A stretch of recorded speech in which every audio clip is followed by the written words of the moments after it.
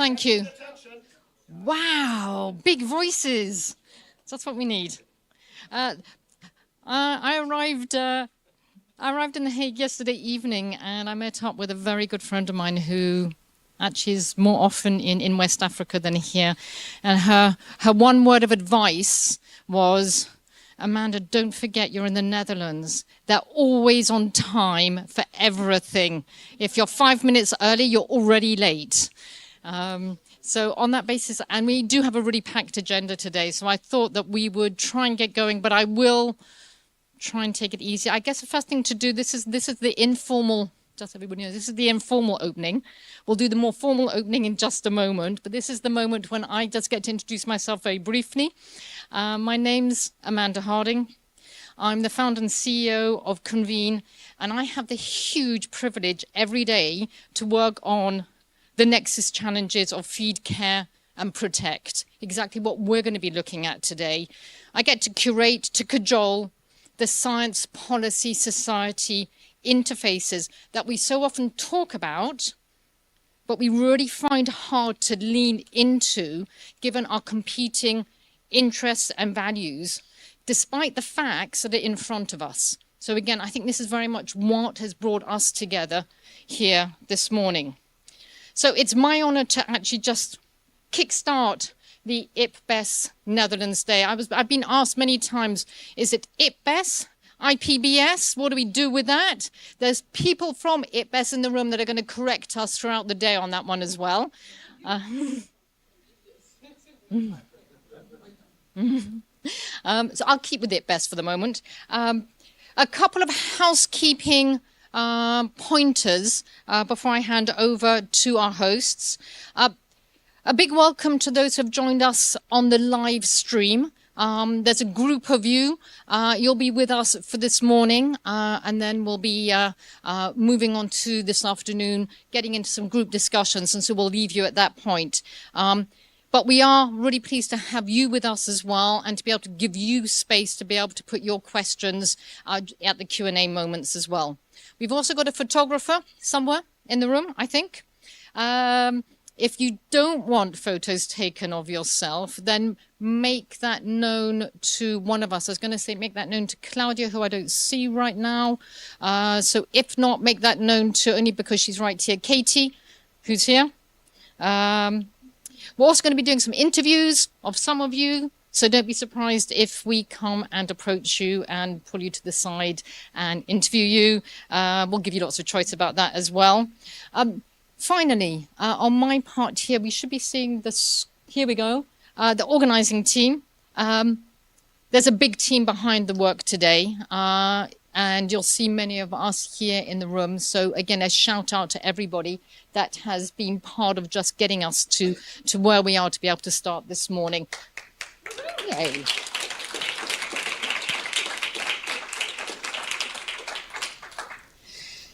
This is where I get to welcome Wampi and Pim. So, and very, very informal introduction. Maybe, Wampi, you can come up an introduction. So, Wampi Limon, I'm sure many of you know from the Ministry of Foreign Affairs, where she's the Director of Inclusive Green Growth at DGIS, up there.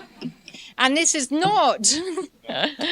So Geerte was meant to be with us this morning from the Ministry of Agriculture, Fisheries, Food Security and Nature. I will try and say that in full every time if I can.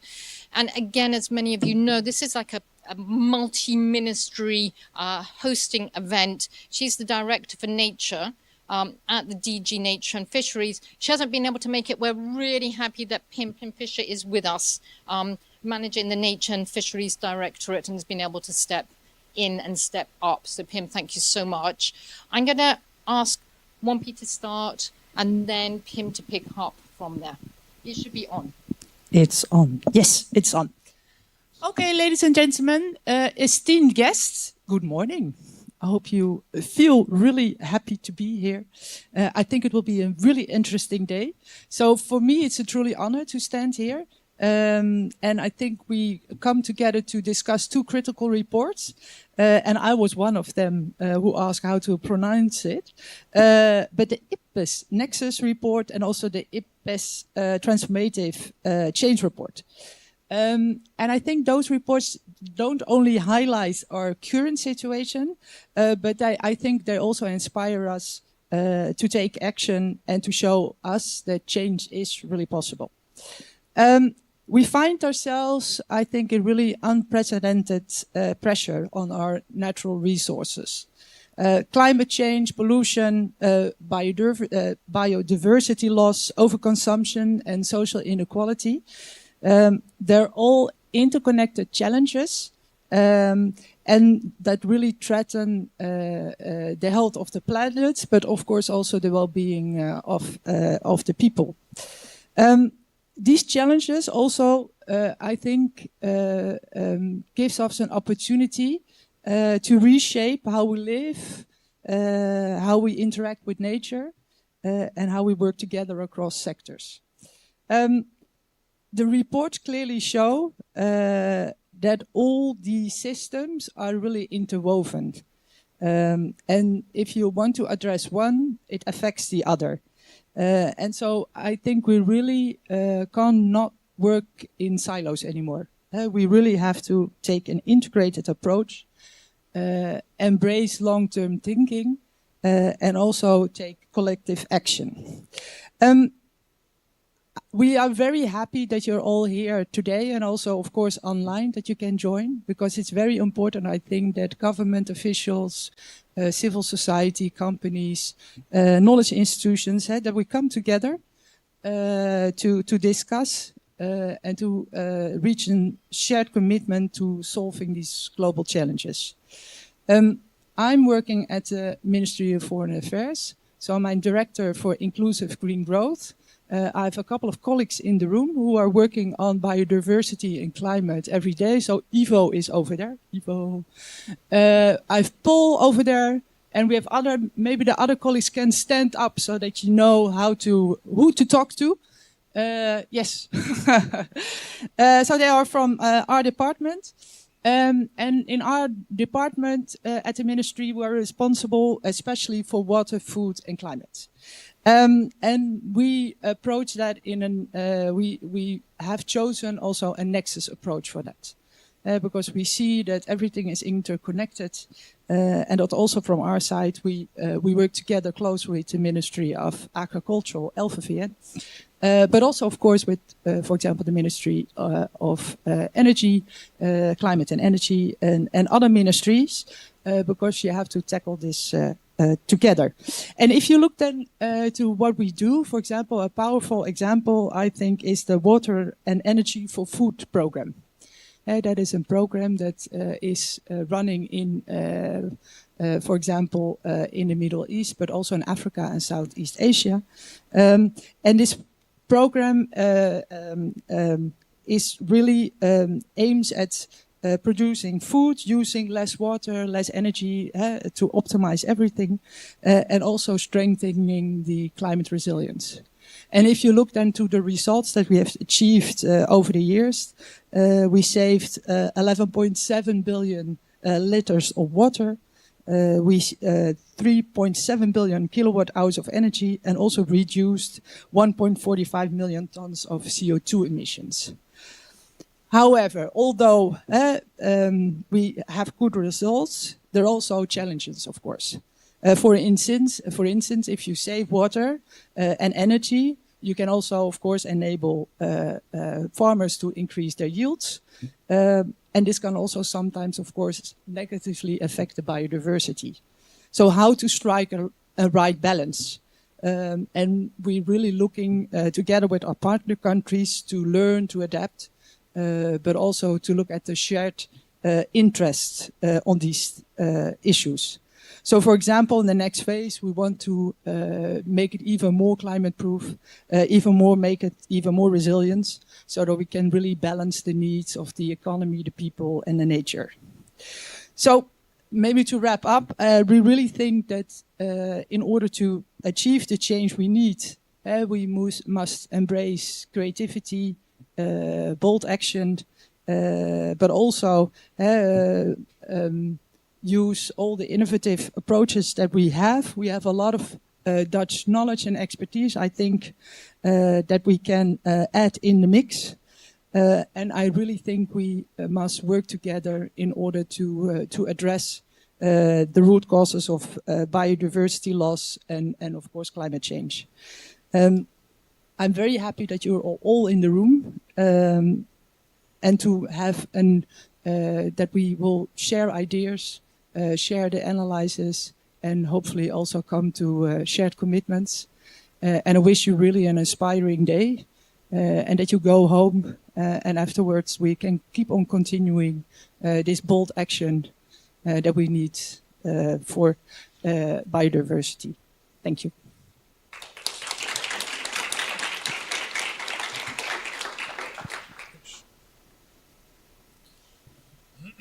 Well, thank you, Wampie. And I would actually like to start off with saying that teaming up together here with Wampie is a good example of an integrated approach. And also looking at the ministry that we work so I'm first of all stepping in for Geertje. Geertje is sick today, and as you can imagine, sometimes horizontal rain. A lot of people are having some issues with health. So take care when you go outside, by the way. But that's why I'm here. My role is that I'm a manager for international and European biodiversity. And so I'm very happy to be here, honored to be representing the department. And the department that we work for is agriculture, food security, fisheries and nature. And there you also see quite some different elements coming together. So I think that's also not always easy, but definitely requires an integrated approach to move forward. So I'd like to welcome you to the IPBES Day. I gave some examples on an integrated approach, but there's also the collaboration across the different ministries, as mentioned, but also RVO, PBL, IOCN, and the Netherlands Food Partnerships. And that is also an example of teaming up on those things. And we will make sure that you will learn more on this today. We appreciate the fact that you're here because it also helps us share knowledge on how better to address the challenges towards a sustainable future. Because we know that nature is an integral part of the solution. So that's and I think there's also a role for us to play to convey that message, because sometimes you notice that nature is not considered part of the solution, but a problem. So I think it's important for us to also convey that message. I would like to personally welcome Simone Schiele from the IPBES Secretariat. I think she's online, so I can't see you, but a warm welcome. Because she's going to... oh, great. That's nice. Hi. Good to see you. And thanks for joining. She will give a presentation on the workings of IPBES. And I also would like to welcome the two lead authors that contributed to the IPBES assessments, being Professor Maya Spierenburg from the University of Leiden and Professor Nikki Francescaki from the Utrecht University. And she will highlight the outcomes and significance of the recently published assessment. So thank you for being here. As we all know, biodiversity is under great threat, both worldwide and here in the Netherlands. Species are disappearing at an alarming rate, ecosystems are degrading, and the consequences do not only harm our natural environment, but also our health, food security and economy, as nature also plays a big role in ecosystem services. The conservation and restoration of biodiversity is a complex challenge that affects the whole of society, and that's why we need a whole of society approach. So we need to collaborate. And IPBES is therefore very useful and valuable because it provides insights into the necessary action to bend the curve on the biodiversity loss. And also to be able to enhance the quality of people's lives. Well, as Wampie already mentioned, it underscores the importance of an integrated approach for water, for food, for health, and for climate, because all of them are very, very much interconnected. The IPBES Transformative Change Assessment similarly advocates for a systemic approach, and that focuses on the underlying drivers of biodiversity loss. So that is, very, what's the right English word for it? I would say challenging and important to go towards the underlying drivers, because that's where we really need to address the change. If you look at the Netherlands, that systemic approach is also very important, because we have, for example, the nitrogen issue that we also, honestly speaking, find very difficult to solve. And we also have issues on water surplus or shortage and quality. So we're very well familiar with the negative consequences on the economy and the environment. And we also really need to work together with all the different actors to make it work in the end. If we then think of tangible examples, there's the collective Nature Inclusive with their Nature Inclusive agenda, and that is a good example of what we can do in practice. So in the afternoon, you'll also learn more about that. And yeah, we're grateful for your presence here, because it demonstrates your commitments and the potential to drive change. So what I would like to encourage you is to also think what you can do in your daily work and in your daily life to help along this curve. And I'm personally convinced that you've got ups and downs. So I think it's very important that we look at it from a long-term perspective. And I also think that relatively small steps really can make a difference. So I'm very much in favor of bold moves. And I also think that small steps can help as part of getting towards bold moves. So I wish you a fruitful discussion, inspirations, and meaningful collaboration. And I look forward working with you together on this. So thank you.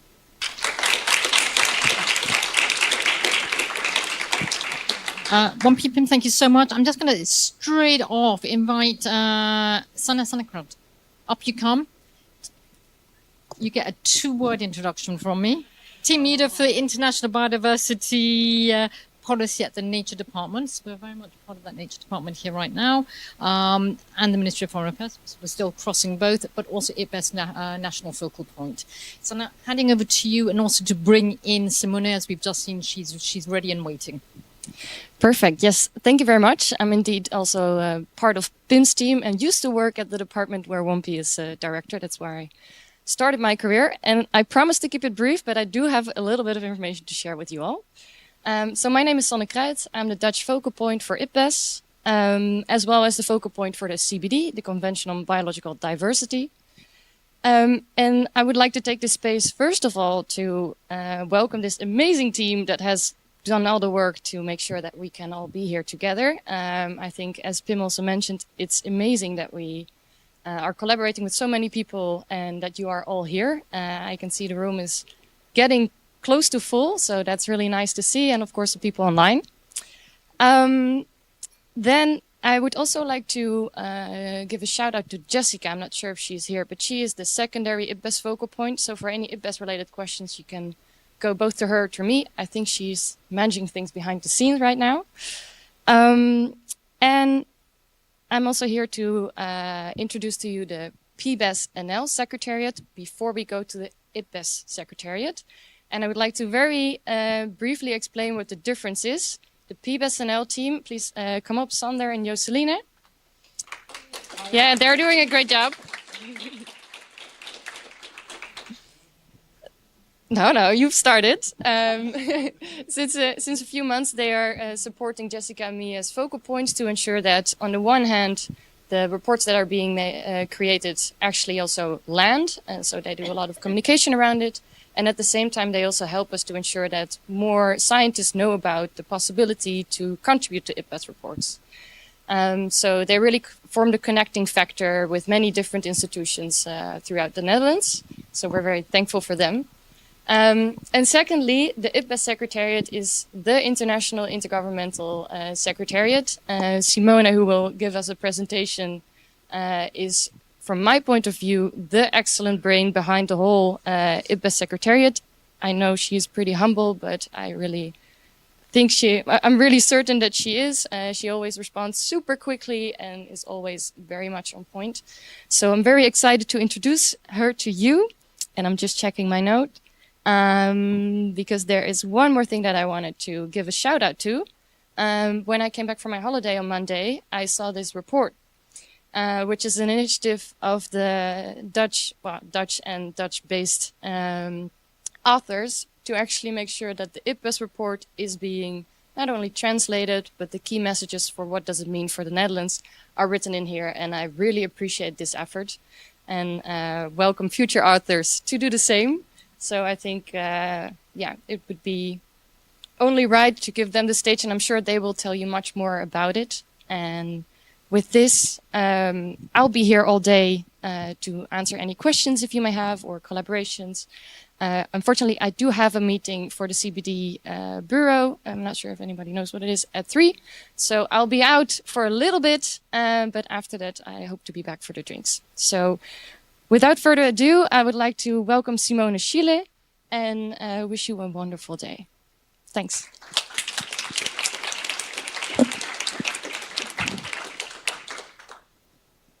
Thank you very much, Sabine. We Can you can't. hear me? Oh, good. Perfect. Yeah, thanks a lot for the introduction and thanks a lot for the invitation to be here today. It's really a pleasure and an honor to speak at this exciting event. And before you dive into the content of the Nexus and Transformative Change report, I will give you a brief overview of what it is that we do at IPBES and our work program, and I will stay for the morning, and if there are any questions, I'll be happy to answer.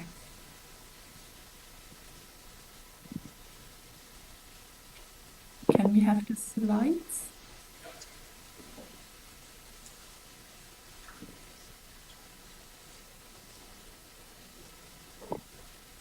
So what is IPBES? IPBES is the Intergovernmental Science Policy Platform on Biodiversity and Ecosystem Services. And the question came up, how do we pronounce IPBES? And our head of communications is very clear, it's IPBES, pronounced IP like your hip and BES like best. So we try to adhere to that as much as possible. So from IPBES, our mission is to strengthen knowledge foundations for better policy through science for the conservation and sustainable use of biodiversity, long-term human well-being, and sustainable development. IPBES is a rather young organization. We were only established in 2012, following the example of IPCC that provides a similar function for climate change. When we were founded in 2012 by 94 governments, we basically had to grow over the past more than 10 years. And now we are at almost 150 member governments, and we're very proud to keep growing.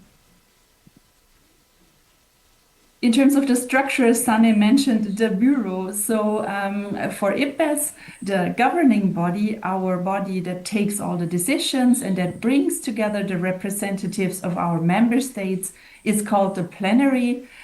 You can compare that to a conference of the parties, to a COP of the CBD or the Climate Change Convention or other conventions you may be familiar with. Our plenary meets about once a year to take all the decisions necessary for the advancement of our work. The Bureau is a body that supports the plenary, but also the intersessional work in terms of administrative measures. And it is composed of 10 members, 10 representatives of states, 2 from each of the 5 UN regions. So a small body that supports on having the work going on between the sessions of the plenary.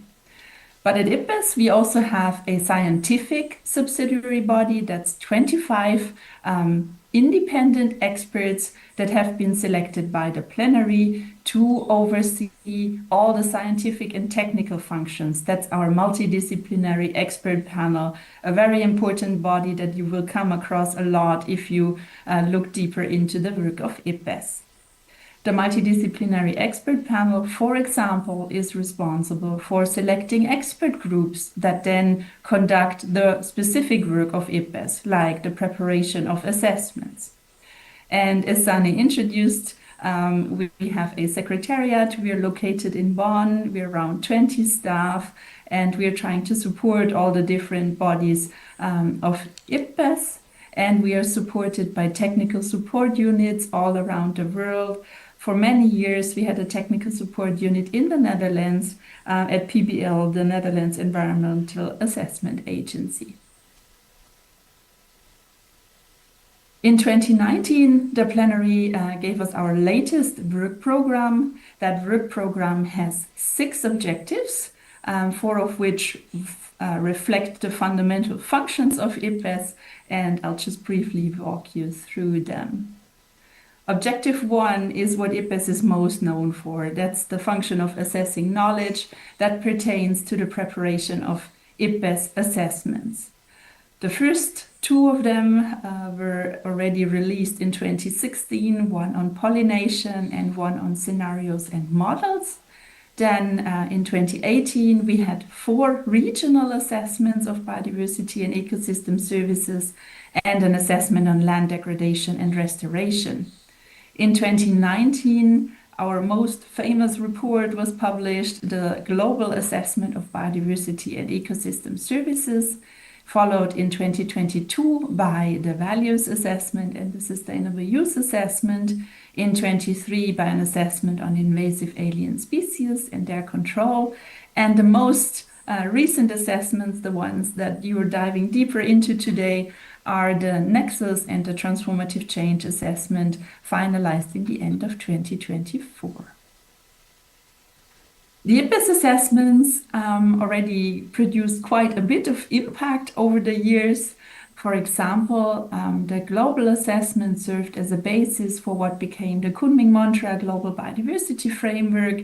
The World Economic Forum Global Risk Report ranked biodiversity loss as one of the top 5 risks to business, both in 2019 and in 2025, and many other examples from the international level, but also the national level. If you're interested, we have a database to collect these examples on our website, our track database. So what is an IPBES assessment? It is very important to note, like, IPBES is not a research organization. We are not doing primary research, but IPBES reports are bringing together the knowledge that is available on a specific topic. The experts that are conducting the IPBES assessments are not employed by IPBES, but they are the best scientists in the field that have been nominated by governments and organizations and selected by our multidisciplinary expert panel to conduct a specific assessment. The assessments are policy relevant, so they are presenting policy options, but they're not policy prescriptive. They're not prescribing what governments should do, but they lay out all the options out there, and so each government or organization or actor can choose what is most suitable for the context at hand. The assessments usually take between 3 to 4 years, and the process of preparing them really reflects this interplay between governments, between the policy sphere and the scientists and the scientific sphere. So the first decision, the decision on the topic and the decision to conduct an assessment, that is taken by our plenary. Our plenary outlines the scope. That's a short document of 3 to 4 pages that says what an assessment will be all about. Then this scope is handed over to the selected experts, who then independently work on a draft of the assessment. That draft is then made available for peer review by other relevant experts. Everybody who is interested can subscribe as a reviewer on our website. And then the experts go back, and they're under the obligation to respond to each of the comments they received. Then a second draft is prepared that is again reviewed by governments and experts before a final version is prepared, and the final chapters and summary for policymakers are then presented back to the plenary, and the plenary looks carefully especially at the summary for policymakers. What are we doing at the moment? We are very busy finalizing an assessment that looks at the impacts and dependency of business on biodiversity. That assessment will be ready in the beginning of 2026. It will be considered by the plenary at its 12th session. We are also in the middle of undertaking the Monitoring Biodiversity and Nature's Contributions to People assessment. That's a methodological assessment. And we're very happy that we're just starting the assessment on integrated biodiversity, inclusive spatial planning, and ecological connectivity. The first meeting of the authors will take place next week.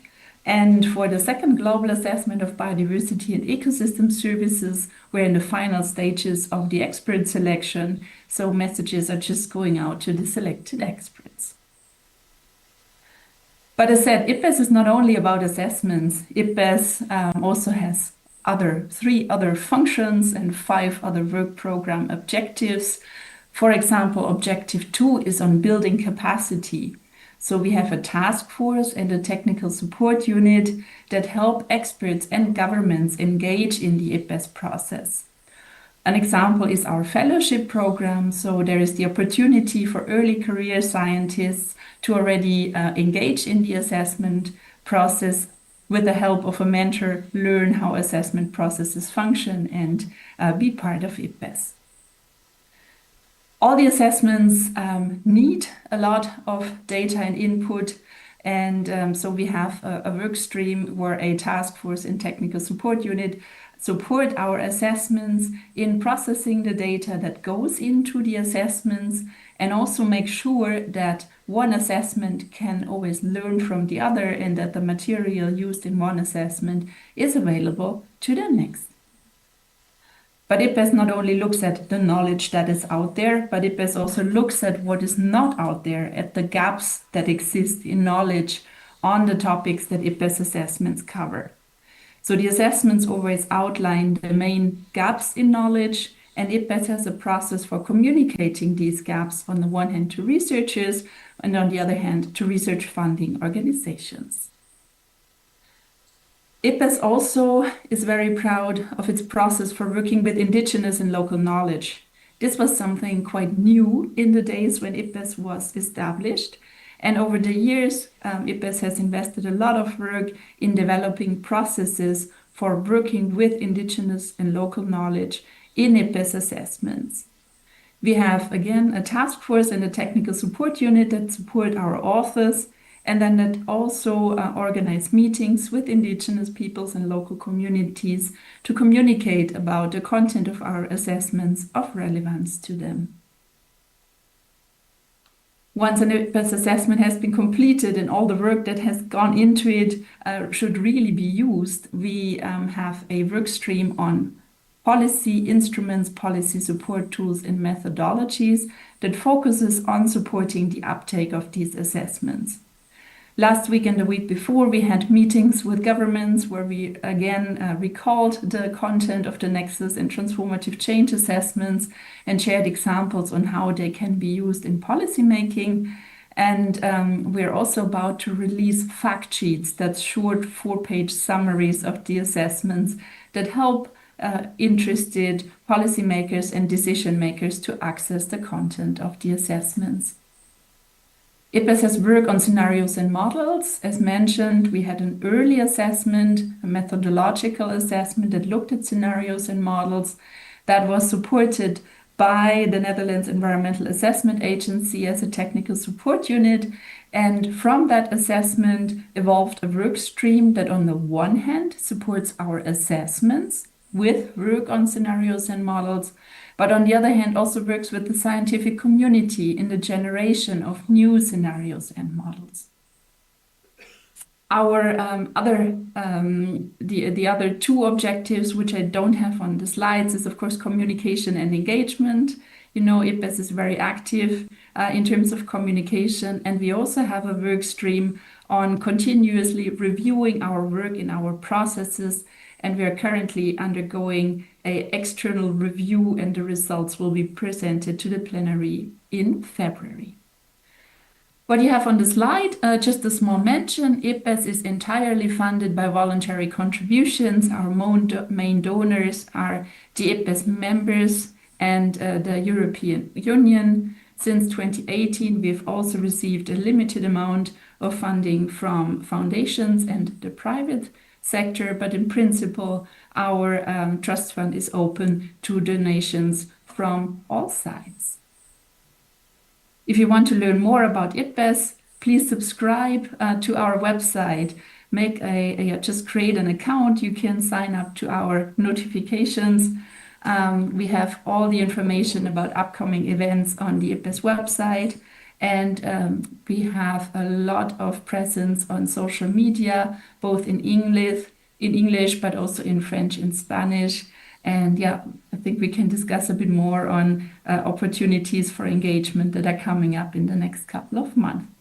But so much for now. Thank you very much, and happy to answer any questions.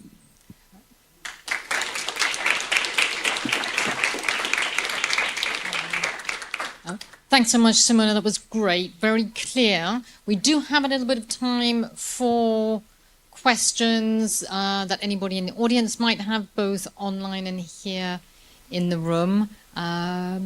Anybody have questions or comments that they'd like to share in relation to this overview of what IPBES is, how it operates, what it's trying to do? Otherwise, I will jump in with my questions. I always have questions. I'm looking around the room. Katie has a question. Here you go. Can you just introduce yourself before you speak? Yes, thanks, Amanda. My name is Katie Minderhout. I work with the Netherlands Environmental Assessment Agency. Since Simone mentioned one of the most famous IPBES reports, I was curious to get a raise of hands in the room who knows any of the reports that were mentioned, and just to check familiarity with the content. Thanks. I don't know if Simone can see the room, but quite many hands went up. Thanks.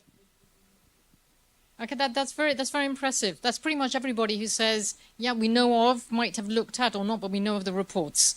Impressive. Was there a follow-up to that, Katie? No. Okay. Go ahead. Thanks. My name's Jean Nell. I come from Wageningen University and Research. Actually, I had a question for you, Vampi, and it's in relation to the IPBES assessments, because I was really tremendously struck about how nice it was for you to show like the water, the energy, and the food kind of benefits that you had in the work that you've done in the Ministry of Foreign Affairs. And then what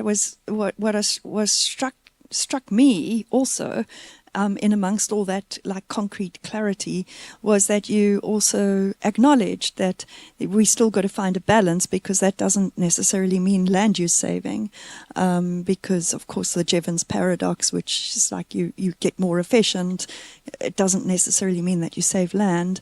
And I was really very happy that you'd even acknowledged that, and I was thinking, that's where the Nexus assessment, which adds that concrete clarity, comes together with the Transformative Change Assessment, and I think those two, when they come together, can really make a difference. So my question then is, to what extent have you incorporated some of the transformative principles, or are you planning to incorporate them in your work? Because I think this idea of this concrete practicality and the underlying principles in the transformative change assessment could really help with that. Yes, thank you. And a good question. I think we are in learning and adapting. I think that is the honest answer. And I think also we must be honest for the fact that we, as ministry, special work in partner countries. So it's also very much on a common agenda and common interests. And it sometimes means that, for example, if you have a food scarcity problem, then sometimes you are ready as government to take other choices. So I think it's really about having this connection, having this dialogue, and at the same time, learning to see what works and what is a right balance. And then sometimes for certain regions, I think you have to be more strict, and other regions you can be a bit more experimental or open. So that's, I think, where we are. So there is not one way of approaching it. And I think in Dutch we will say maatwerk. So it's very tailor-made to situations and to countries and being really specific. And then maybe what Pim also said, you know, it's a journey both in our partner countries, but also very much in the Western world. And I think that is quite encouraging also in a certain sense, that it's everybody who's facing these problems. So we can learn and go in this journey together. Yep, I'm happy to say that. Thanks a lot to both. Another question coming up, maybe for Simone. Yes, my name is T. Skuiken. I'm from the Erasmus Medical Center. I worked on the IPBES Nexus Assessment. So I'm very struck by the fact that the summaries for policymakers of IPBES assessments are accorded by the member states. But then the next step is you go back to those countries that accorded the assessments, and then you say, look, this is what we've concluded, and you agreed with this conclusion, let's do it. So there seems to be a big gap there, at least for some of the conclusions. How do you see the way forward to closing that gap? So, Simone, just, you know, a lot of shaking heads in the room on the question. Clearly, you know, we're getting right into that science policy interface reality. Do you want to try and address it a bit at least? Because I think it's a challenge we're all sharing here. This is not just your own personal challenge. Yeah, I think this is a very important point. Yeah, as Tit said, like we basically, as IPBES, we produce these reports, we produce the summary for policymakers, the long chapters, fact sheets, most recently. But as IPBES, as said, we are not policy prescriptive, we're policy relevant, we provide the options. And so we offer this great long report that the experts have been working on for years. And now we really need to make sure that this is actually being used in decision making and policy making. And as IPBES, while we understand that, of course, we cannot prescribe to different countries what they should or should not be doing, we really see this as a challenge that we should take on to make sure that countries have what they need in order to use these reports. And as I mentioned, like our first steps in this direction are to have these dialogue workshops where we bring countries and experts together to recap again what is in the report, what is it that we can do, which options are relevant to us, and also basically provide a room for sharing experiences on these different ways of using the assessments. I earlier mentioned the track database. So this can always serve as an inspiration for governments and for organizations on the different ways in which assessments can be used, because there are a lot of different varieties out there.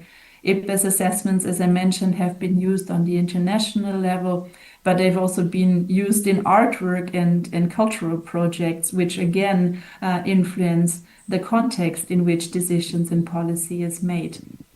So yes, we acknowledge that also as IPBES, we try to do more over the next couple of years in order to help countries to use this growing number of reports that we have out there. But we're also very happy to see this growing number of examples of things that IPBES, that members do with the assessments, and also that, for example, conventions do. You will know that the CBD substaff, for example, they have a decision way back from, I think, COP12, that CBD substaff will look at all the IPBES reports. No matter what, there is no decision needed. They automatically go to substaff. And then substaff prepares a decision for COP to take. And we are very happy that on the 18th of October, there will be an event at CBD Substa 27, where our authors again will present the assessments to the participants in Substa. But that's just one example. The CITES COP, for example, established a joint working group of the Plants and Animals Committee. And they in a long intersessional process, really carefully looked at the outcomes of the IPBES Sustainable Use Assessment and how they are relevant for the work of the CITES Convention. Something similar happened a few years back with UNCCD, where the Science Policy Interface of UNCCD carefully went through the land degradation and restoration assessment. So the more examples we collect, the more inspiration these processes again give to other processes on how to deal with IPBES assessments and how to really understand them, use the materials within them, and put them to good use in policy and decision making. So we know it's a slow process, but we also acknowledge the great examples out there. Thank you. You clearly provoked a great, like a lot of sort of conversation in people's heads. And Simona, thank you for a great answer on that. I see that Sana and Pim, you're both wanting to jump in. We're about to...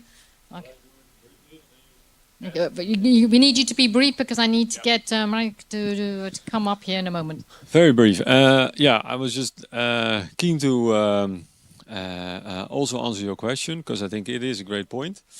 And I think there's also something that we can do as well, because I think it's great that there are options, and then we need to make the translation to the local circumstances.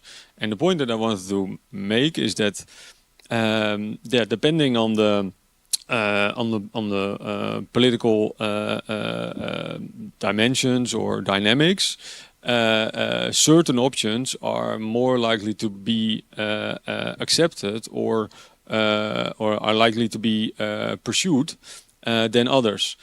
And I also think that out of the options, we need to work together with international and national colleagues to make that translation, because you can say certain things in a specific way, and if you adjust it to where the energy at this point in time is, then you, from a result point of view, can still make quite some steps.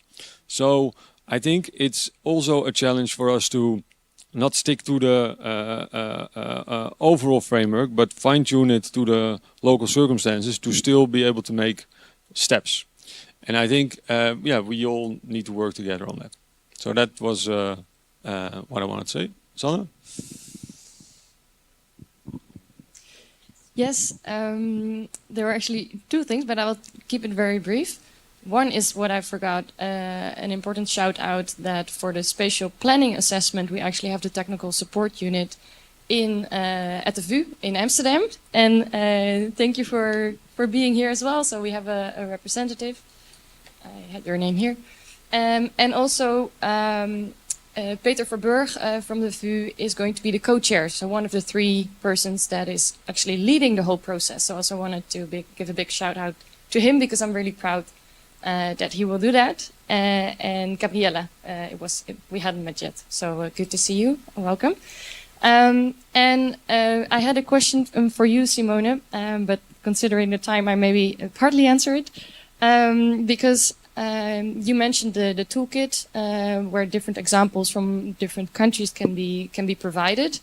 I was wondering whether there is like one really short a good example that you've come across from another country that we could potentially learn from, and also taking the opportunity that everybody can log in and create an account on the IPBES website so that you can also interact yourself with those great examples. And I'll leave it to Amanda whether you're able to answer the question or whether everybody should do their own research and go through the website. Thanks. Okay. Great response from Sana in terms of how we're going to deal with this. I'm going to encourage everybody to get onto the IPBES website and to do that little bit of searching on that.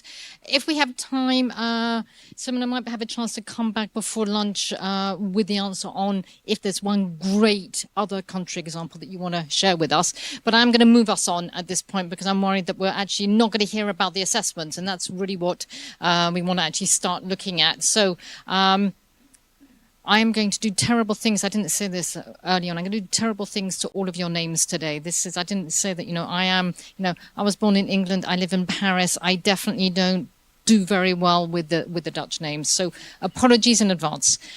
But Maria? Very good.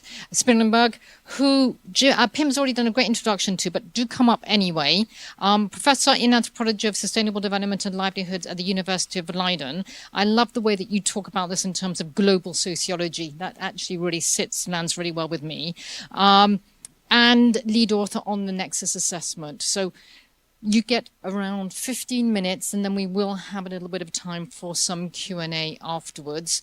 And we should have a clicker here. Here we go.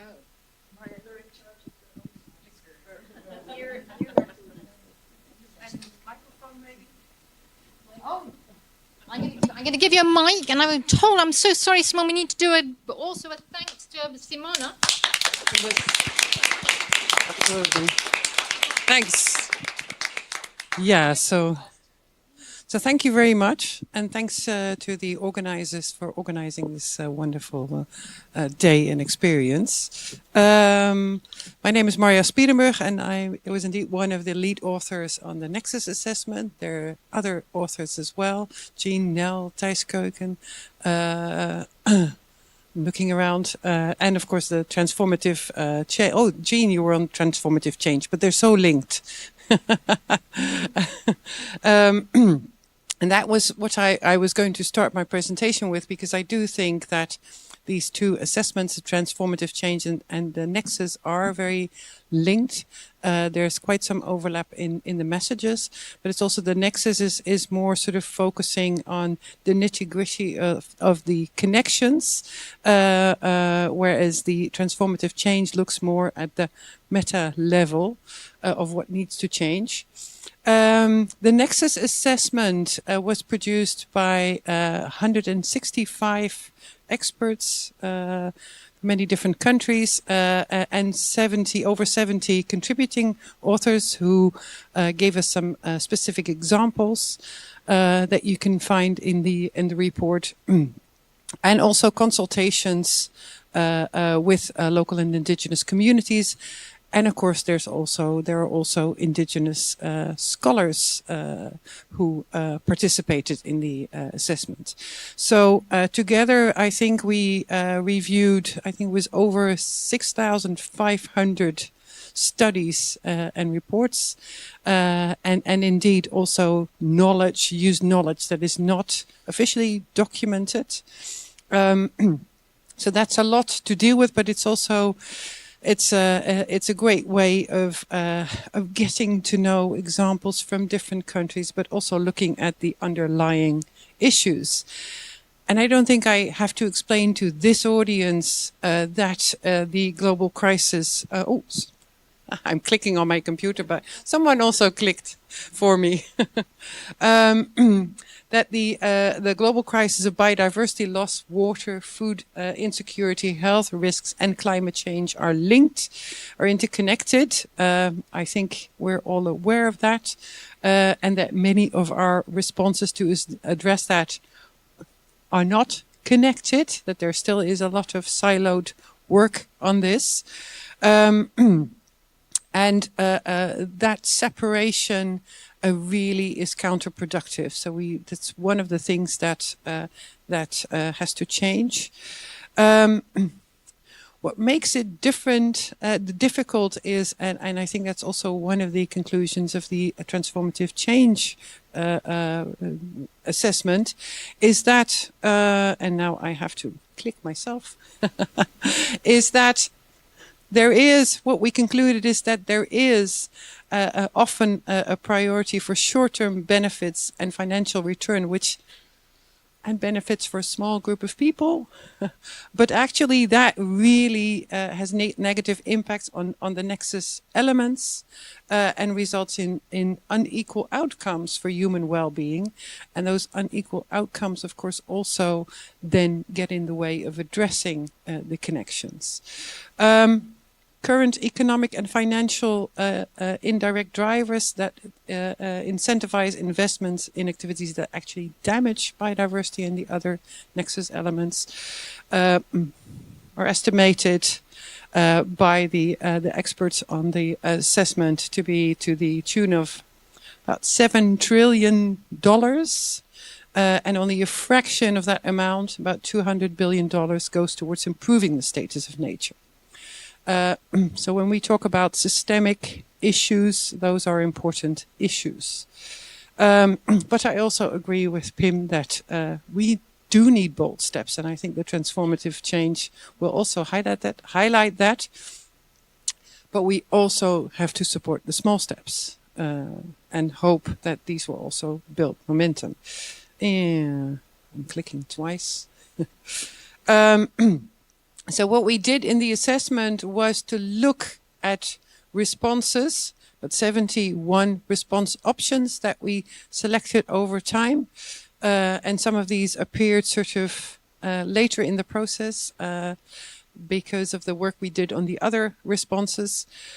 But 71 response options that we assessed in the program. And this assessment shows that it is possible to develop more connected policies. It is possible. We need to act now because of the magnitude of the crisis, but it's possible. And in the report, we try to organize the responses, categorize them, make them visible, but also provide practical examples, just to prevent them from becoming too abstract. And what we looked at solutions at different scales, so from the local to the global, involving different actors, including also indigenous peoples and local communities, and really stress the need to include all of these authors and also really take into account justice issues. The options can be applied at different spatial and temporal scales. And also we looked also at the role of the different context in which these options, response options, are embedded, because context matters. So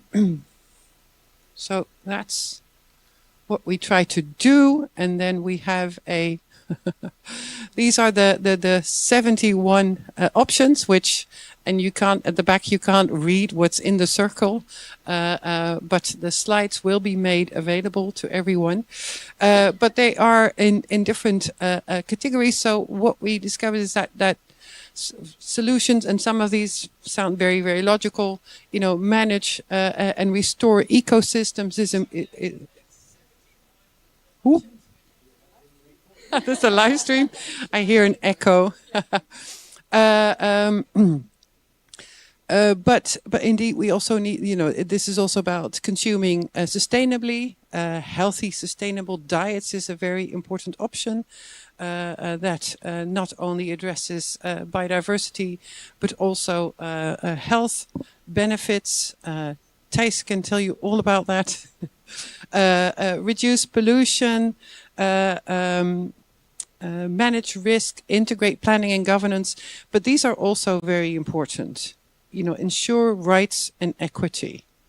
That's really an important basis for ensuring that these response options address the crisis in a way that's also supported by the populations. Align financing is also an important one. And it has to do with the subsidies, but it also has to do with investments in biodiversity conservation, health, etc. And as I said, we also try to be a bit more specific, because this, the big wheel, all these 71 responses, how do we choose which one to focus on? But we also try to provide different examples from different parts of the world. I'll just move to this side, otherwise I'm facing the same part of the audience. So we have a nice example of indigenous community water management in Oaxaca in Mexico. I think this afternoon there will be an example from Ghana. Locally managed marine areas in Indonesia. farmer-consumer partnerships in the Netherlands, which benefit health, but also biodiversity, food security. And there's an example in the room this afternoon, Boer aan het Roer. Community health impact assessment. So they really are quite diverse, and they're discussed in the IPBES report. And indeed, we also, with the Dutch authors from both assessments, produced this booklet to translate, as Simona was saying, to translate what this might mean for the Netherlands.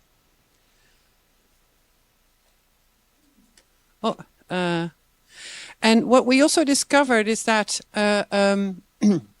so we looked at how these response options benefit, the different nexus elements, and the blue dots show positive impacts, the red dots negative.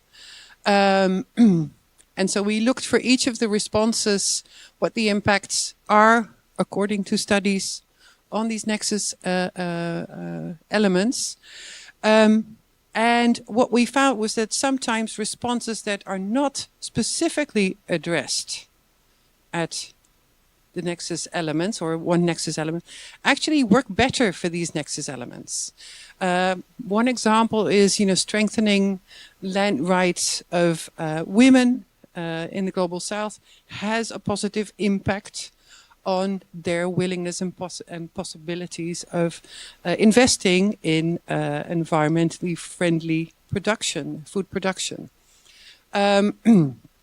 Again, we also looked for all these responses at the context. So what are the enabling factors? What are the obstacles? So it is possible to find synergies and positive impacts across these different nexus elements.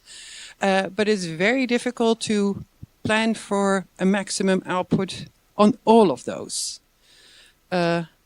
So there will be trade-offs to consider, and there will be trade-offs to be managed. In the previous slide, so in this, so it is really important to look at those trade-offs and address them.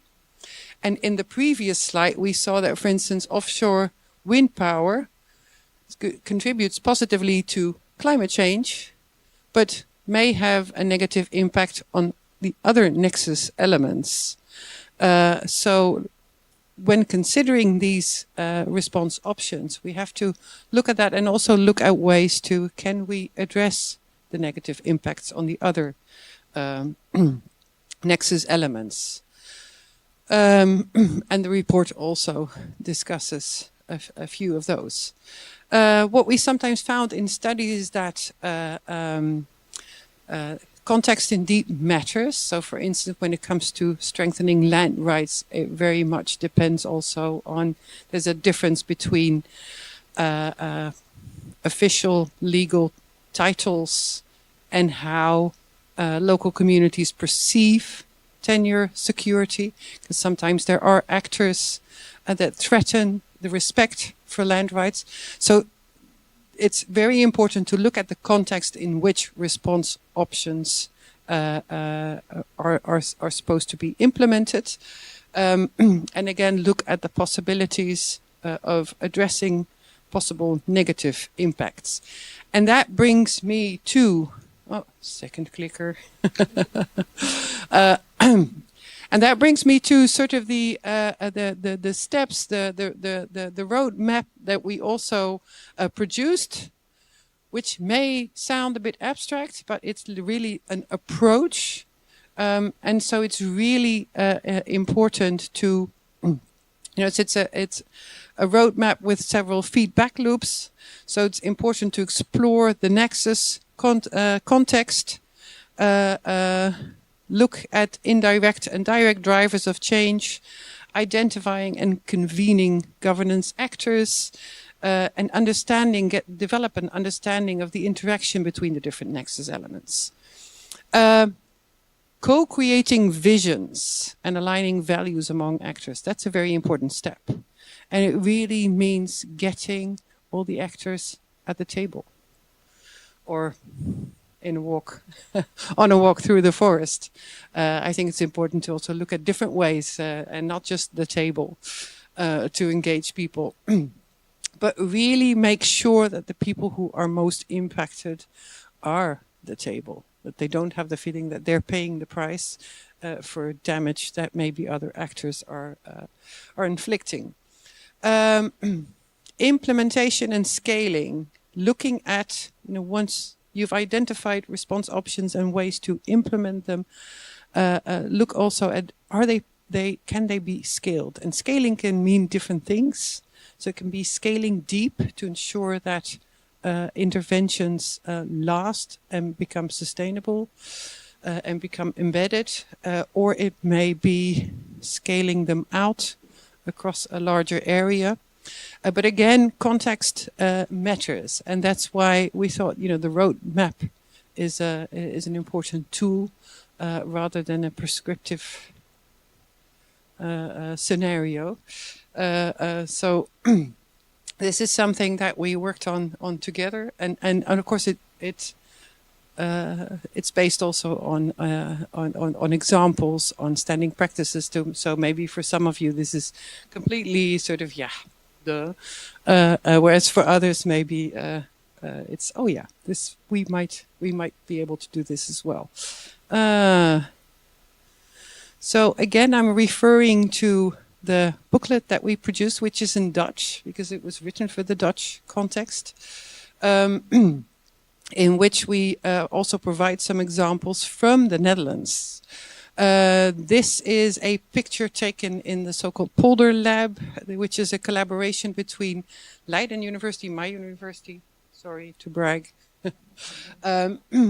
and Land van Ons, which is a cooperative buying land and then giving it to farmers to experiment with different ways of producing more sustainably, but also looking at business models, because farmers also need to make a living. And this is measuring the emissions in the field. Green an initiative to address sustainability issues in healthcare, which is important because healthcare is important to all of us, but tends to have a big environmental footprint as well.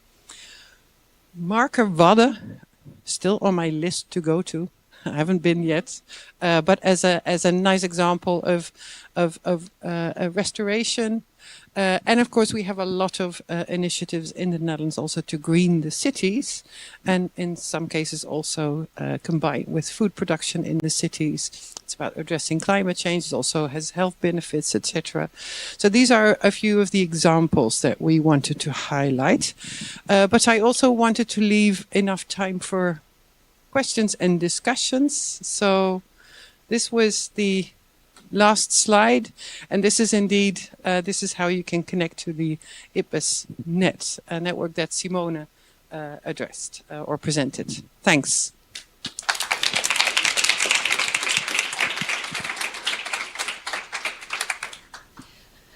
Maria, thank you so much. Don't go away. We've got about 5 minutes to kickstart some questions and conversation, and then take that into our coffee break, because here in the room we're staying together. I know we also have people online who might have questions as well, or comments they want to make. I'm looking at Mark, he's going to tell me if there are. There is one, very good. Okay, let's get going. Let's just can you just put your hands up if you've got questions or comments, and I get a sort of sense of how many we've got coming in. Okay, my suggestion is we're going to actually take all three of you and from Mark, and we'll just make sure they make some sense all together. And then maybe you and I've got a pen here, try and note those down. Okay, I have various mics. Why don't we start here? Jelena Popovic, RVO. Thank you very much. Very exciting. I had a question. Looking at your 5 Nexus elements, I was wondering, and I'm from the energy space, full disclosure, and we often talk about water, energy, food nexus, but in this context, it's other 5 elements. And I was wondering, is it because there is 5 crises that you're addressing, water, biodiversity, and energy is part of a, we like to think, solution for some of them, or is there another reason? Because it is part of response options, right? So, yeah. Thank you for your presentation. My name is Sander van Andel from ICN Netherlands, and my question builds a bit on the previous question.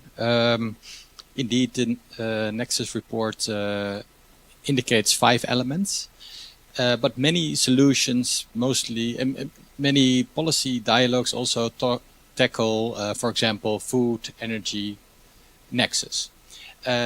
However, my question is, does those kind of approaches, do they contribute sufficiently to the solution that we see, or do we each time need to include biodiversity and climate? Yes, that's my question.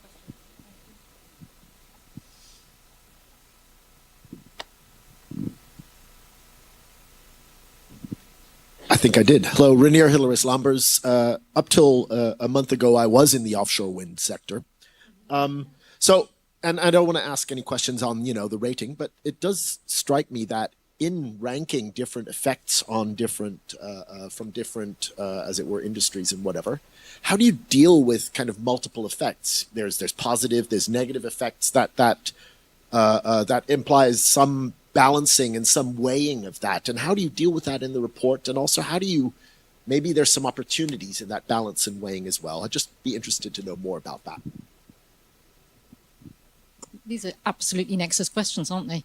Mark, do you want to speak on behalf of our... So on behalf of the live stream, a question from Patrick Dombois of IFAD in Egypt. Hi, Patrick. He asks, looking at the responses options, can you clarify how the indigenous people or local communities had beforehand full understanding or sufficiently been made aware of the Nexus elements, the presented options, their implications, and potential positive returns? Question mark. So you've got some hefty questions in Yes. there. Do what you can. Yeah. We are going to be taking this into Nikki's presentation, actually, which actually sort of cuts into this and into the conversations this afternoon. Yep. Yes, well, the 5 elements, indeed. Well, I'm also a member of the Future Earth Water, Energy, Food Nexus group, which is indeed was a common, but I think it's a common start of things, because I do think it's important to really add biodiversity and climate change to that. And indeed, the sorry, the energy is not mentioned in the title, but it is part of several response options. So when it comes to food security, we also look at energy needs, etc., which also aligns nicely with the project presented by Wampi from the Ministry of Foreign Affairs. So it's in there, but not indeed as one of the 5 elements, and that has to do with the fact that this is based mainly on these interconnected crises. And that's a short answer to that question. Indeed, WEF, as they often are referred to, solutions are not sufficient. We really need to look at these other impacts as well. Balancing the positive and negative impacts. Yes, it's that was for each of these responses. You do find sometimes mixed results. And the example I gave of land rights is because then there's a sort of an intervening variable that the security that people feel due to the larger business governance context they are operating in. And so we try to look at that. So what do these what do negative impacts mean in a certain context? Is it context, and also the positive outcomes? What role does the context play in there? What are possibilities of addressing these as well? And often they could be linked to some contextual issue or a sort of an intervening bridging effect. So the tables, we really struggled a lot with the tables, where we had to reduce that complexity and assign a score, weigh the scores. So that was something that we had long discussions on, because that was, I think, very hard, because in the text you can discuss, you can say, yes, this has positive impacts depending on, or this shows mixed result, but it's probably caused by. In the examples, you can also do that. But the table is so we had really long discussions about those. And we hope we weighed them properly. But as you know, for offshore wind production, I think we really need to look at ways of addressing possible negative consequences, because we do need to make an energy transition. So, and I hope that the report, we try to also address that. How can we change that? The question about indigenous communities being made aware of the interaction between the nexus elements, I think a lot of them are. Because they're experiencing it on a day-to-day basis. I did research in Zimbabwe in the previous century, when smallholder farmers were already talking about climate change. When in the Netherlands we had, that was a sort of a possibility, and people were very able to make distinctions between climate and weather. And they were looking at the changes in the environment, and they have an idea of what has changed in vegetation, what has changed in climate, what has changed. So I think there's a lot more awareness than we often think, but it's not always expressed in a way that it's recognizable. And I think in science we're really trying to change and be more inspired by that kind of knowledge, and find ways to also include it, but not in sort of the conventional way of how science decides which knowledge is valid, but really do this in a much more of a dialogical way, because science insights can also be changed on the basis of that. Because if you want to aggregate data, but smaller scales do matter, it can also kind of correct science. So I think it's really important, and I think we should be careful with assumptions about other knowledge developers. I don't want to call them holders, because they actually develop knowledge, that they don't get it. I think there's a lot that we don't get either, and I think we need to work together to increase that understanding. So thanks. That's not right. That's a really great to have covered all the questions just for the moment. We are going to take a break. I'm actually putting Natasha on sort of watch for particularly that last question that came up. Natasha's joining us, has joined us as UN youth representative as well, in terms of this question about actually how do we actually integrate and understand different voices. And I loved your challenge to us as a scientific community. It's not something that we're always good at doing as a scientific community, challenging ourselves, not just challenging others.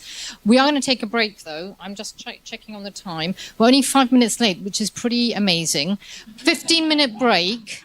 We'll keep the 15 minutes, but that means we will start with Nikki, who is here, on the Transformative Change Assessment at 11:35. People online also go and get your coffee. 11:35, we need to be back here. Thank you very much, everybody. Another round of applause.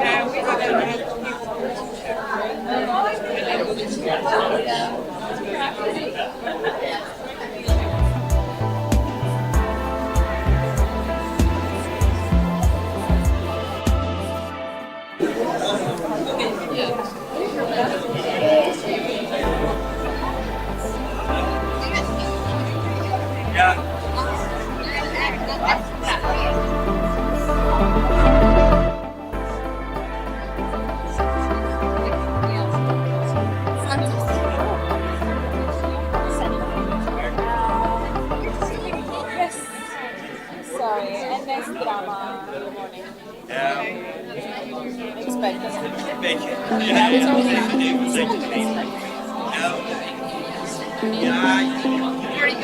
great. I put her up, Simone, because he wanted to jump in. So I was like, I just put her up and then raised her hand. Yeah, she's, oh, no worries, no worries. She's like, oh, that's fine. She said it.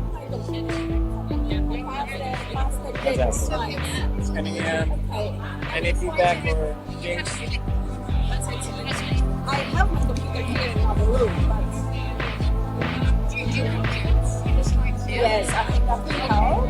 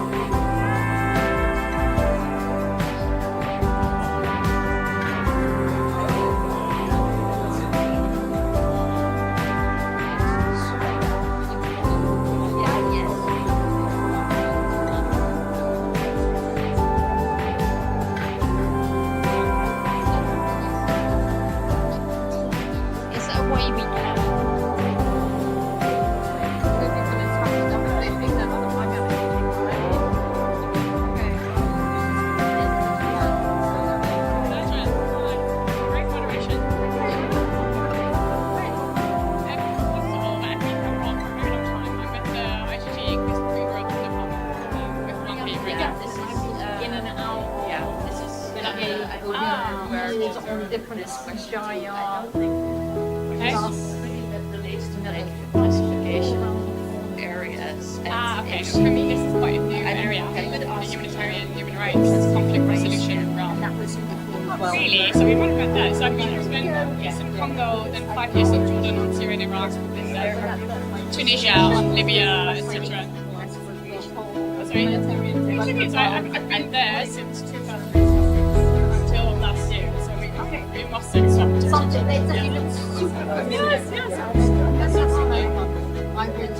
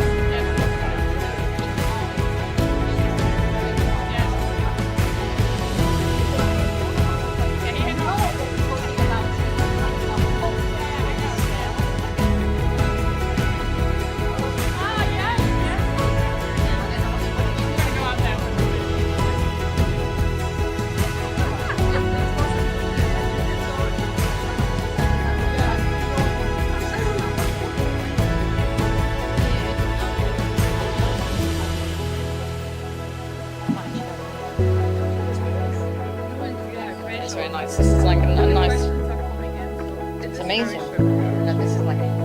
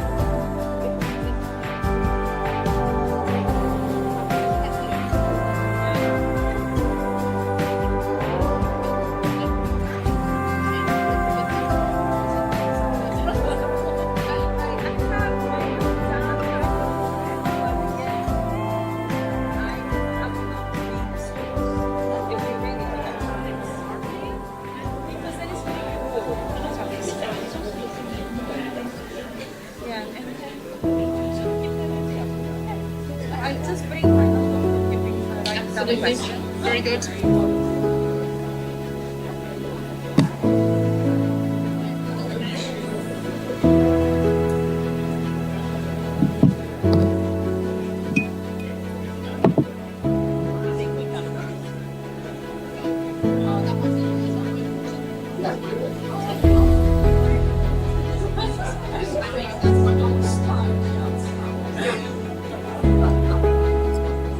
That's clean glass. I can actually create a bit of space here for them.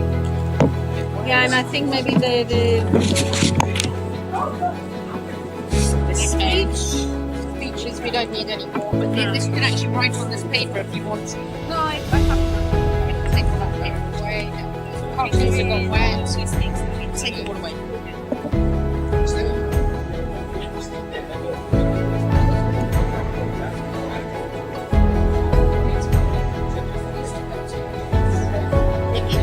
I would take fruit, and if I would float, it would be in that thing. Thank you.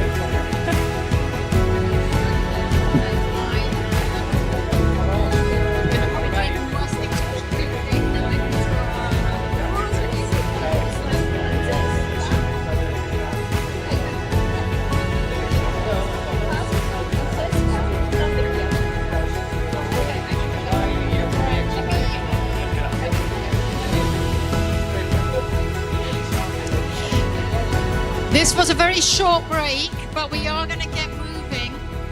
Lunch will come soon.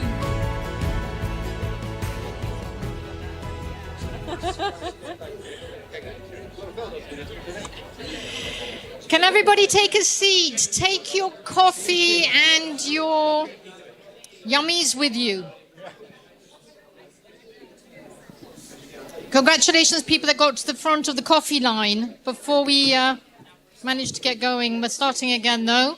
Nikki's ready to take us through the Transformative Change Assessment. Wow, that was pretty good. Okay, so welcome back. Welcome back, everybody. Welcome back those who are online as well. Pretty good silence, good atmosphere in the room. People still seem to be happy to see each other. I want to welcome, I'm going to try and say this right. I want to welcome Nikki Francesca Key. This is, I will get this right by the end of today, possibly. But it's a very short introduction. Nikki is a professor of regional and metropolitan governance and planning at Utrecht University with an expertise in urban transitions, their governance and planning, with a focus on climate change adaptation with nature-based solutions. We're hearing a lot of Nexus already here. She's coordinating lead author of Chapter 4 in the Transformative Change Assessment and is currently a lead author in the IPCC Special Report on Cities and Climate Change. And we haven't even talked IPCC at all today in relation to IPBES, so it's quite good that you're actually being able to make that connection. We have about, 25 minutes total, of which you're going to be talking for 15, 20 minutes. And then again, we'll have a little bit of time for a few questions to come in at the end. Nikki, over to you. Yes. Thank you. Thank you all for being here today. And thanks, of course, for the people who organized and made a program that brings two assessments so flawlessly together.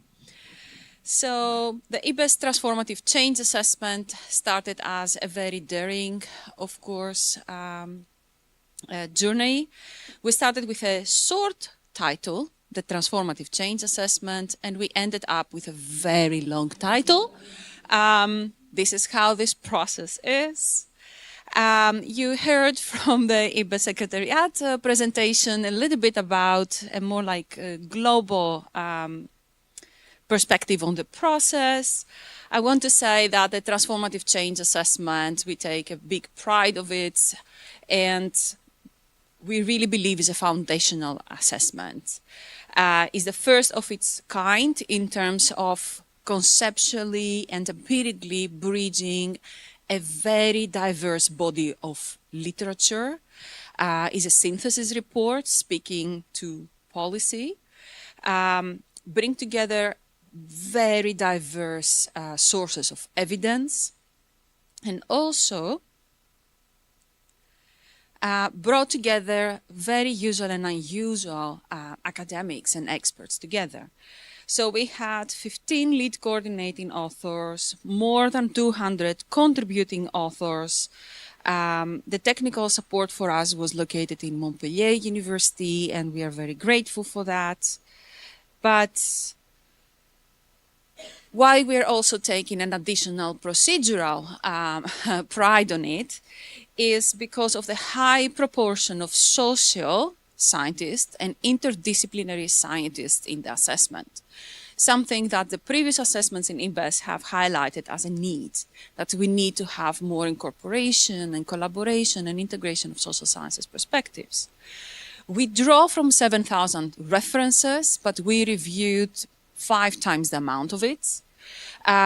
It took us 3 years, of course, to develop. We received more than 10,000 comments in the review, 4 rounds of review, that we reply to every single one of them, and not with a yes, thank you. So let's start, and I hope these are also things to stick to your mind and motivate for progress in transformative change one way or another. So transformative change is necessary, urgent, difficult, challenging, but possible. It's a big task. And we also, in the assessment, we talk about a specific type of transformative change. A transformative change for a just and sustainable world. And in order for this to happen, we need to address the interconnected crises that we face at the global level and at the local level. And this also relates to, again, handshaking with a Nexus assessment results. Because we need to look in combination how these crises create a difficult and challenging context.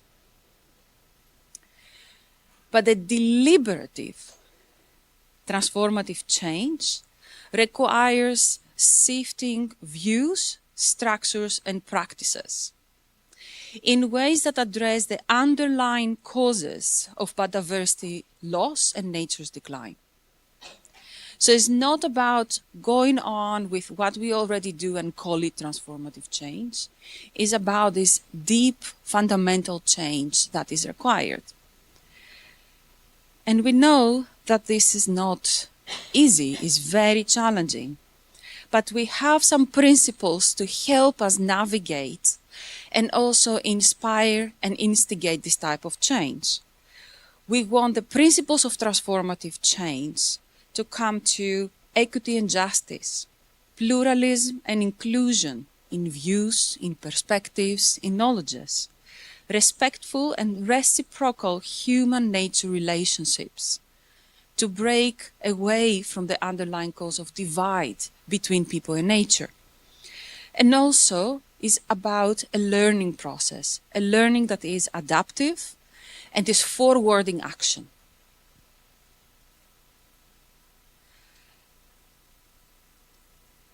And as we all know, we all want transformative change. There are a lot of science, the synthesis also showed about the urge and the plea for transformative change. But why we are not seeing it happening? Why it is so difficult to progress transformative change? Because it is being challenged and because stalled and burdened due to 5 overarching challenges to transformative change. And this comes also with a recognition and a frustration from the experts involved. When we were assessing the literature on challenges to transformative change, barriers to transformative change, path dependencies, all the terms you can think of, we have searched and did assessment on them. A great body of literature only touched the surface of why it doesn't happen. And we wanted to go into okay, you have a weak environmental policy. great, but why you have weak environmental policy? Why this happens? Why you have policies that don't speak to each other and create silos and trade-offs and miscoordination? Why is this the case? And our answer culminates in these 5 challenges. It's because of the relations of domination over nature and people. That is something that informs and backgrounds the way we operate, the way we think, the way we also organize our societies. It's about the economic and political inequalities from the global level to the regional to the local. It is about how our policies and institutions are misaligned. They are not aligning with how natural and social processes are on the ground. And there's about this unsustainable consumption and production patterns. So it's not about population growth and population dynamics, but it is how much we are consuming and producing and how this is not aligning with protecting and conserving nature. And then, of course, in response to technology, we solve it all. We say, well, yes, there are solutions there. There are technological solutions there. We have a lot of investment in R&D, but there are limited access to these clean technologies. And also how the knowledge and innovation systems operate, they don't exactly speak to each other. They are often uncoordinated. So, as you see, we dived deeper into what actually we need to take into consideration for progressing transformative change. So, oh, thank you. Yes, you're faster than me, but that's fine. And with a lot of bringing this deep knowledge of what is the challenge to transformative change and how you experience it in different regional and national contexts, how they manifest, is through the 23 barriers we identified. And as an assessment is about not to say what to do, but what to take into consideration, a new way of thinking about the action you need to take. So each one of the challenges to be an entry point of actually unlocking the potential for transformative change. And this brings us to the more positive aspect. Yes, transformative change is urgent, necessary, and challenging, but also possible since we have identified 5 overarching strategies to it. And here we go with the first strategy. So the first is about conservation, but the type of conservation that involves sustainable stewardship, contributes to transformative change when it is inclusive, well-resourced, and focuses on places of high value to both nature and people. And when the rights of indigenous peoples are actually recognized. The second strategy, it is about the changes that need to happen in which specific sectors. And instead of creating a big shopping list that can be very easily also outdated, we want to also create this critical lens from evidence to look on the sectors that heavily contribute to biodiversity loss. And looking of how to progress transformative change there is also crucial and urgently for advancing sustainability, contributing to social benefits in order, of course, to achieve the CBD vision for biodiversity. The third strategy, it's about transforming our dominant economic and financial paradigms. As you can see, we went all out. It's like calling the beast by its name with the challenges and going like, okay, we are not going to just have very vanilla strategies here. We are going to really go for it. If we go for it. It's about transformative change. Just wanted to make also like the side note on it. So transforming dominant economic and financial paradigms so as to have paradigms that actually prioritize nature and social equity over private interests. And to support with evidence how and whether the evidence support that such a strategy is feasible without, of course, as an assessment, making a feasibility assessment to it. We also came with very impressive figures to come along of how much of the global GDP is actually invested in nature benefiting activities, and how much, just give also like a figure to it. The fourth strategy is about the ways we organize our societies, is about our governance systems. And we have gathered the evidence of inclusive, accountable, and adaptive governance systems are what can progress transformative change. They play a critical role in driving the change by involving diverse stakeholders in decision making. And Nexus Assessment has very similar suite of strategies and instruments that they touch upon this. So this is another like link of supporting with additional evidence with a Nexus perspective. The fifth strategy is about the way we understand our position, our view, and our relation to the world at all. So it's about views and values. And we propose of sifting dominant societal views and values to recognize and prioritize human nature interconnectedness. And this elevates also the IPBES values assessment to how important is this shift for progressing transformative change. And all these 5 strategies, they are also can create an overwhelming feeling. But our third message as a transformative change assessment is that everyone has a role to play in transformative change. It's not about pointing only to policymakers, but we are about transformative change involves the whole of society.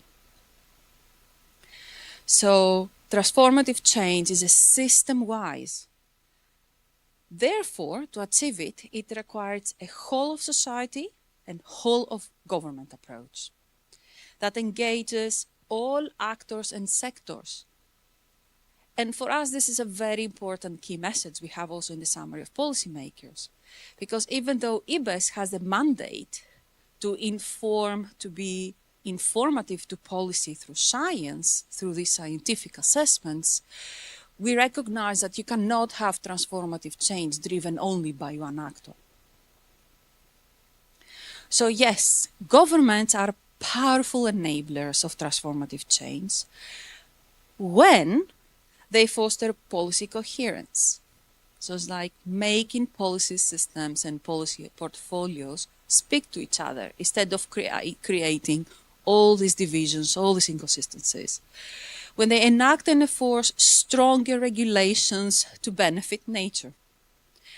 And the NCPs in policies and plans across different sectors. Of course, we could have summarized all this by saying the government should mainstream biodiversity everywhere, right? But don't forget, we are still academics, so we love our words. And we love to make it also detailed and specific. Then is about the role of civil society. And while we have very compelling results and findings from the assessments that civil society initiatives and environmental defenders are very important, as a recommendation is more about protecting them because they face violence and rights violations. And by protecting them, actually, we help in supporting transformative change. Then back to the policy, in well-designed policies, as well as the private sector initiatives and tools, can influence socioeconomic developments, transform consumption practices, and in this way, enable the system-wide transformative change we aim for. So the take away, like an even in a more summary perspective, messages from the transformative change assessment is that it is important to look on how that transformative change is urgent, necessary, challenging but possible, and a transformative change for a just and sustainable world can happen, is possible to happen, while addressing the underlying causes of biodiversity loss, involves the principal strategies and actions, 5 strategies, achieves positives and measurable results for people and the planet, and everyone has a role to play in transformative change, with a leading role for governments in enabling it. Thank you.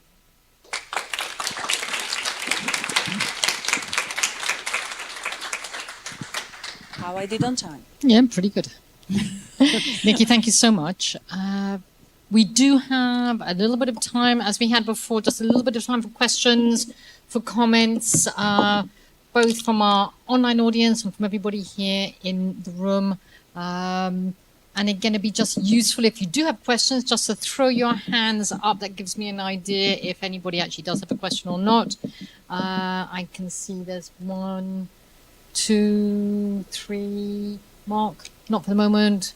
Okay, we've got 4 questions. Okay, we're back to our 4 questions. That's great. Won the 4 question moment today. Let's do as we did before the break. Let's take all 4 questions. That means that Nikki's ready. She's got a pen. She's going to write them down, and we'll see where we get to. We have about 7 minutes to cover this. And then again, we're sticking together. I hope everybody's staying this afternoon for lunch, and so it doesn't mean that we're going to split at this point as well. I have no idea in what order, but Gina, I saw your hand. Hi, everyone. Jean Nell.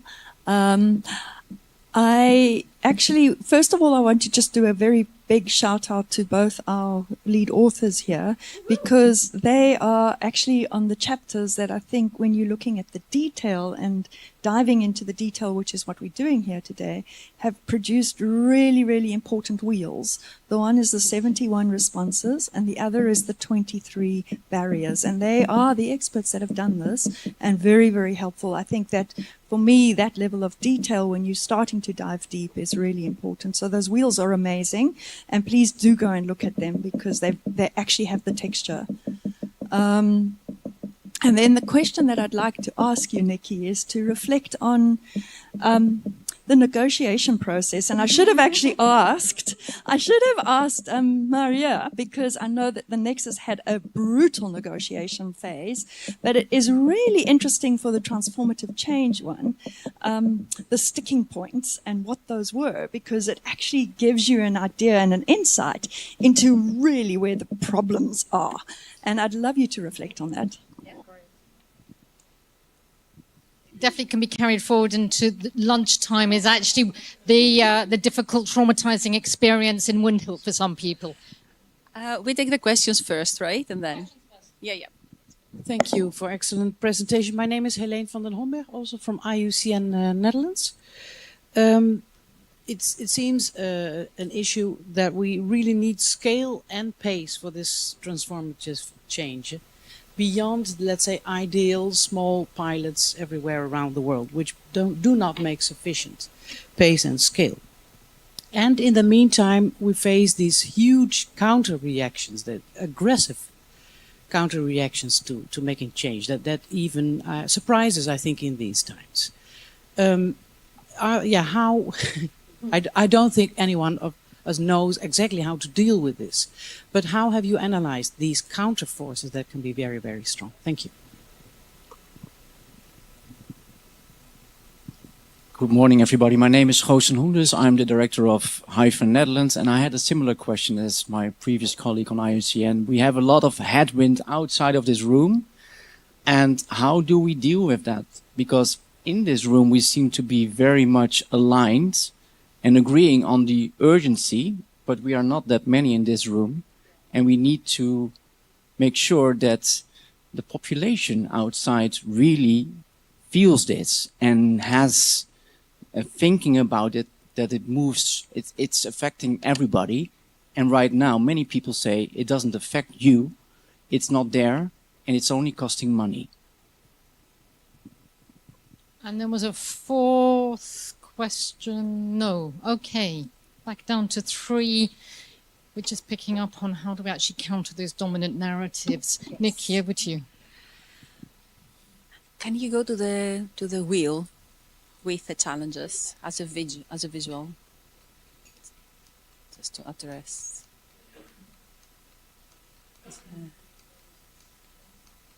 This one. Okay. Thanks for the compliments to the wheels, to the circular figures. It took a lot of time. But you asked me to reflect on the negotiation process. And we were seeing our Nexus colleagues being like suffering through that. So I tell you one takeaway, what I learned from this process, and then what happened to our room, right? Because different rooms, different dynamics. I learned 2 things during the plenary process. First of all, that the summary for policymakers is not a summary of policymakers. Okay?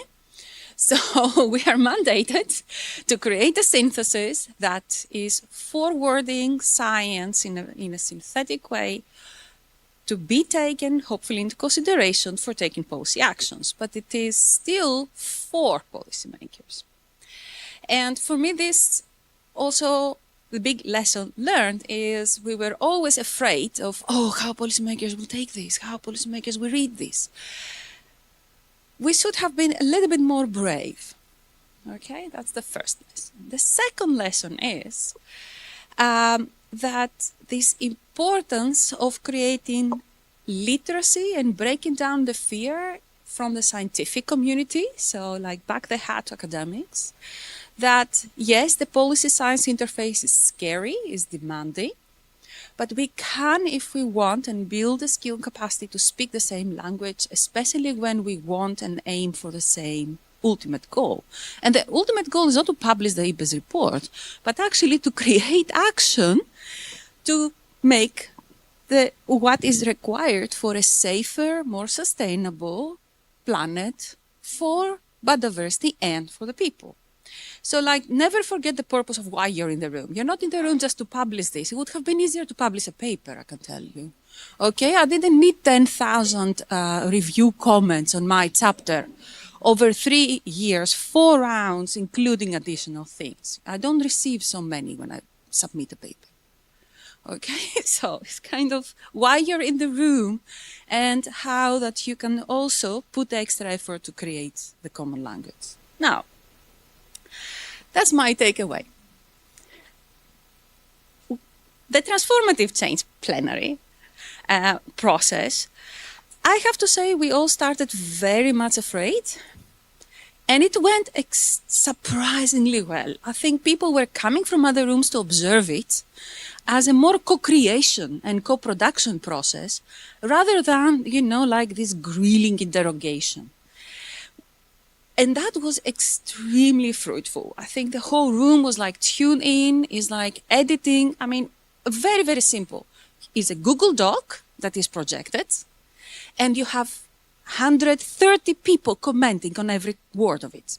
And you also have a clock ticking because you cannot stay there 20 days, right?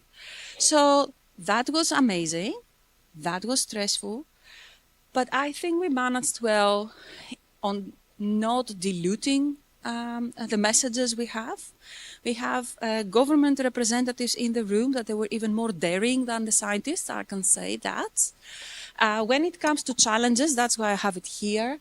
This is the very nice, graphic and names of the challenges that everyone can understand. But if you go also in the text and in the summary of policymakers, you see the beasts by their names. You will see colonialism, you will see capitalism, you will see neoliberalism, and you will see consumerism. And you will also in the chapter, you will see racism, patriarchy, we name them all. We went all out. And the governments actually loved it. I mean, we had like, then right colonialism. We're like, yes, thank you.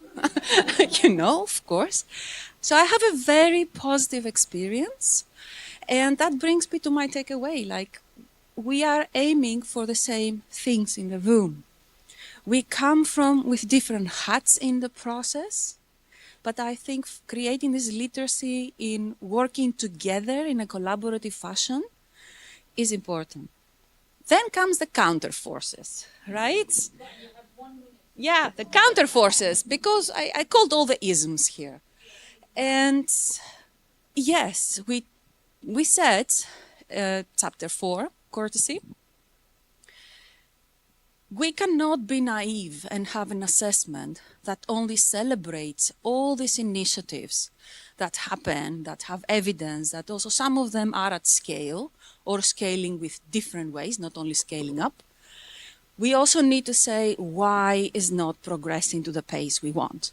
And if you don't name the why, the challenge you have, you can never make the daring policies that are required. So our task as assessment researchers were to do exactly this, call the beasts by their name. So this, I call it the wheel of torture. Because in the assessment, you go from why we need it and is important, amazing visions out there, chapter 2. There are a lot of ways to achieve transformative change, challenge 3. So you're all create this kind of powering up. And then we're like, no, not that easy. Because you have all these inequalities at an economic level, because of currency dependencies, because of the fear of flight of capital from your country, because you have dependency of how trade is organized, because you have path dependency of subsidies that harm actually the environment. Not all subsidies are bad. But the subsidies that we have investigated and have a huge appendix in the chapter, it's about the ones who actually harm biodiversity. And they are very well entrenched into the socio-economic systems. So we need to look on these counter forces, find smart ways and entry points of how to untangle them in order to progress it. And we can discuss during the lunch break about all the political situations we have using these lenses and how they actually reinforce each other. So yes, we have a very deep assessment on the counter forces as well and a way to think of how to address them.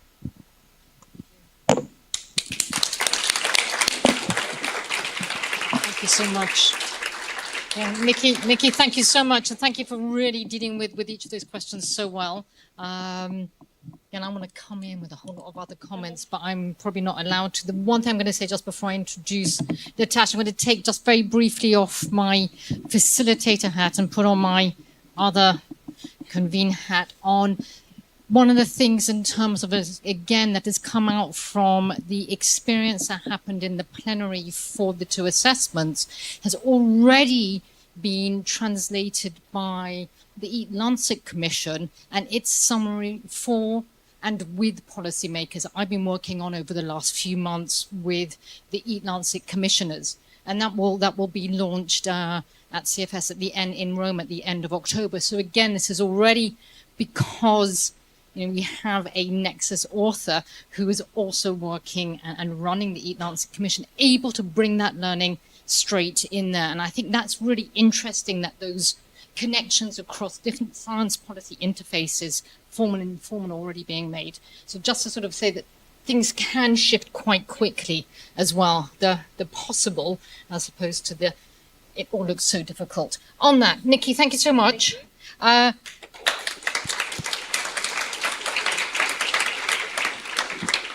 Natasha, come and join me.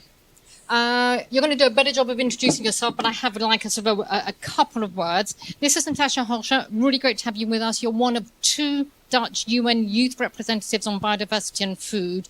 You also have your story from those negotiations with the plenary. You were in Windhoek as well. You have 15 minutes. We've left it to you to decide what it is and what voice you want to bring into the room at the end of this morning. Thank you so much. Thank you, Amanda, and thanks for the authors for explaining the chapter or the assessment so well. So, hi everyone, I'm Natasha, and I will today introduce the youth perspective on these reports, not only the next report, but both reports. Can I go to the next slide? So who am I? Why am I standing here? So I'm one of the two Dutch UN youth representatives on biodiversity and food.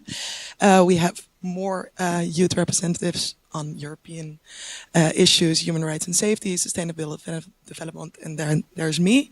This is me with Bina, my colleague, and we were actually one of the very few people that were, very few young people there. I think we were in total 5, and we were 2, and we were the only ones in a national delegation. So I think it's very good that we were there, because we were not only voicing the voices of the Dutch youth, but also of all the youth, actually. So what do we do? What is our role? Well, we try to bridge young voices to the international politics, and we do that to UN and EU conferences, and also to IPBES, what you can see on the pictures on the right. Yes, so I think I go to the next one. Yeah, so we were joining the Nexus negotiations. So these were indeed a heated debate on what should be in there and what shouldn't be in there, which was very interesting, or like insightful also for us to see from how difficult these processes can be in an international framework, because you have all the voices of the whole world included. And yeah, I think one of the things that we saw in this process in itself, that there were so few people, is that young people are not at the table. Even though we have a very strong voice, and we have we have ways to help the future solutions, because we have a very long-term perspective. We can think about the next 50 years, and I think it's more difficult for people who are already really long doing the same job. And we can see that we will have to pay the price for the effects of biodiversity loss, ecosystem services that are being lost. For example, what's true was very striking to me was that if we wait 10 years with any action, we will have a double cost of financial costs for we have to deal with that. So I think it's very important that we are at the table, because we can also look at this intergenerational justice. I think people who are making policy today have the responsibility to take care of our future, because it's super important that we don't have to deal with even more hunger and other very big problems that are being caused by biodiversity loss. And I think also it's something that's very important to note is that our generation is being raised in a very interdisciplinary way. I think you can recognize that our young people, we don't want to study one subject. We want to study a lot of subjects, and we can take a lot of insights from various subjects to the table, and we can be way more, we have interesting insights, and we can think beyond the silos, as it's nicely said there. And we can combine very different very different knowledge, so science, values, and the cultures, as well as that we understand that indigenous peoples and local communities have very important knowledge for us for making policy. And then I want to go to the next slide, because I put in the title meaningful youth participation. It's not that we just want to be at the table. We want to say something. We want to have a voice. We want to be involved early in the process, and we want to we want to stay involved. We want to have the steps explained in the what we need to know to help you make decisions, because this is not only for just the government and that policy that's being made, but I think also in companies and other organizations.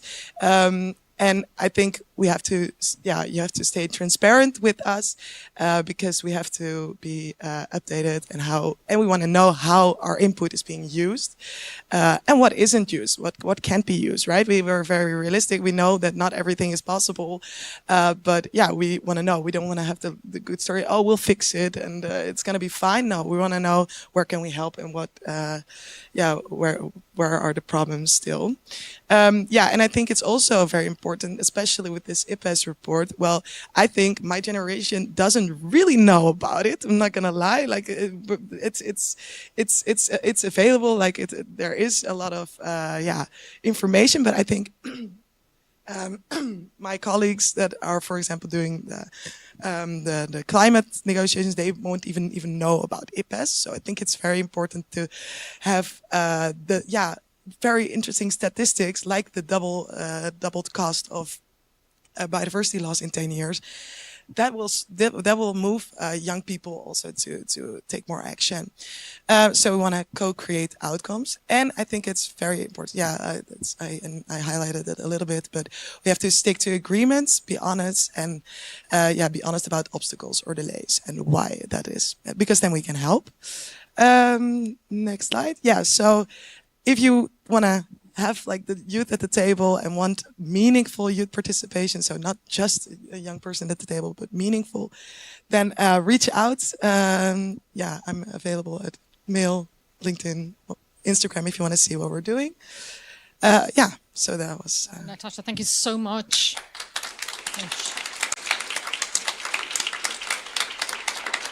Again, really strong points and absolutely anchored and connected to the two assessments as it happens, and some of those actual recommendations that come out through the assessments. We have a couple of minutes for any further questions or comments to Natasha, looking at Mark as well. In case there are any online questions or comments, hello. Just making sure that we're just, I see somebody right at the, couple of people. Okay, let's say, I see three. We're going to stop it at 3. Okay, I'm going to start right from the back. It's really nice going to the back. Different perspective on life.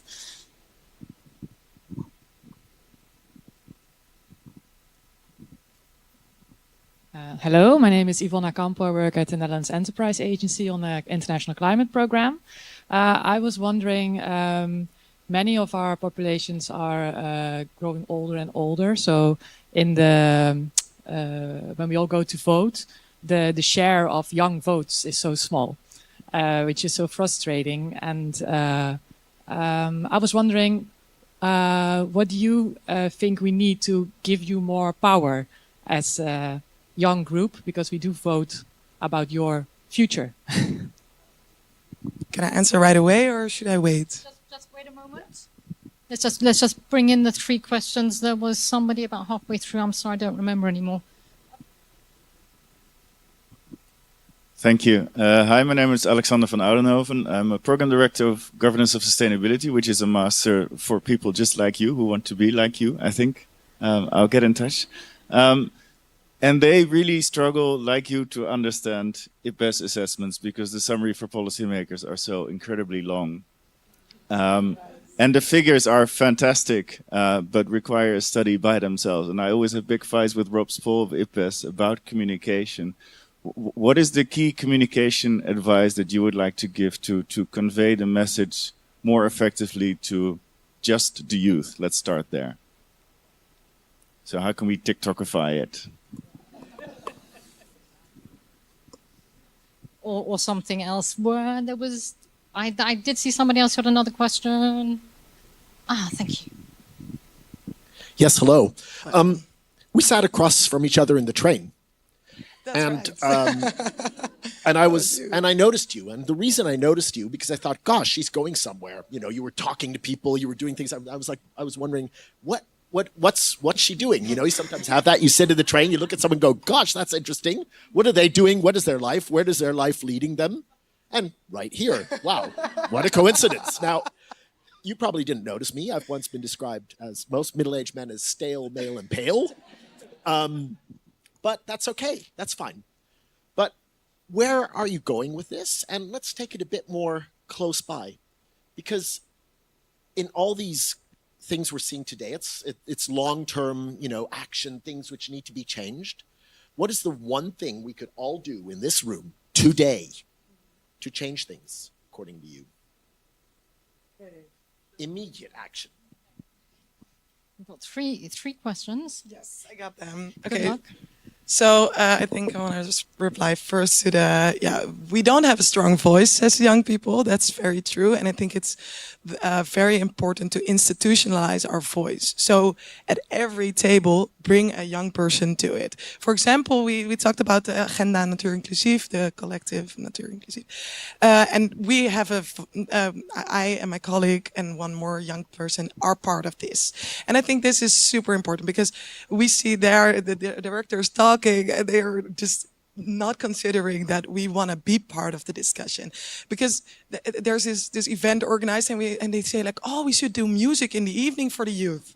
Well, no, that's not what we want. We want to be at the table and talk to the directors, because they don't talk to youth enough. Otherwise, the policies will be different.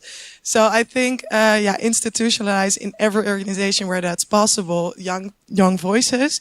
And also when young people don't speak up, ask them. I think that's because we have interesting insights, but we're sometimes a little bit afraid to say what we think. So to keep that in mind, that you don't talk all yourself, even though you think you have great ideas, make sure to also point at the younger colleague maybe. Yeah, and that's maybe also an answer to your question, what you can do today. Talk to young people, even approach people on the train. If I'm doing something, you can always, I sometimes overhear a young person talk to an older person from, oh, why is no one talking in the train anymore? You can also talk about the global problems right now. And also just vote for a good future, please. Because, there's a lot of parties that don't really do that for us. And then the communication question. I think first thing would be to show that IPBES exists, because I did know about IPCC because of the 1.5 degrees, right? That was really a thing that, because it's such an interest, like a thing that's been, it's such a hook. You can, that's from IPCC. So I think it's very important to do like very specific things. Be like, okay, this is like a good statistic. This is what we need to roll out. And then, I don't know, do it on TikTok or Instagram or infographics. And maybe, also approach young political parties, because in the Netherlands we have a lot of youth political parties, and just talk to them about what they, I don't know, maybe not, but I need to think about that. But more social media presence. I think that's very important, because it was crazy that we were only with the 5 of us. And also, if you can influence it on international level to have youth delegates in the delegation, that's also maybe also for the IPBES people here, maybe it could be like suggested even, because maybe they don't even think about it, or finance, because that's also a big issue. Yeah. Thank you.